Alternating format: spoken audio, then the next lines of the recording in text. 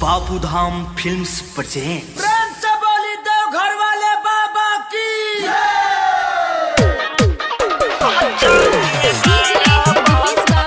Music director Sandeep प्रेमी। गइलो बजरिया सजनवा लइलो न किनी कमरवा साफ बकलो ले हम का गइलो बजरिया सजनवा लइलो न किनी कमरवा किनी ले ल भमिया के गोल आज कावर रटते रहनी कावर ना ले आइला सहजाऊ में बाड़ा बकलो और कावर रटत रहनी कावर न ले आइला सहजाऊ में बाड़ा बकलो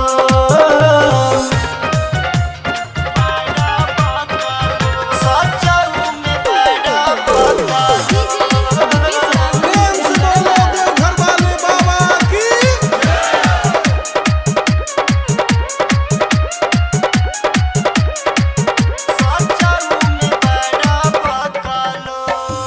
सोचले रही जाला पिया पहिला सोमारी हो पहिला सोमारी हो चले ढारे बाबा के दुआ हमें नहीं जननी तू तबा रकबारी हो रकबारी हो भेजती न तोहा के बाजार अरे बुझल ना बतिया के मोल अरे कावर रटते रहनी कावर ना ले आइला सहजाऊ में बड़ा बकलो एहो कावर रटते रहनी कावर ना ले आइला सहजाऊ में बड़ा बकलो।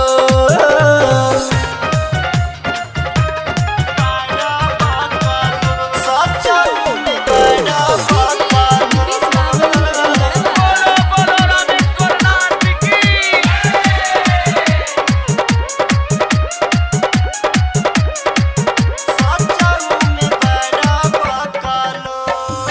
राइटर सफुअन मोल रंजित का बताई हो रंजित का बताई हो लैले ना पियावा की निकाओर असरे में बीत जाए संग से समानवा हो संग से समानवा हो घरे ना बड़वे संदीप देवर अरे मधुरेंद्र देले बोल येहो कावर रटते रहनी कावर ना ले आइला सहजाऊ में बड़ा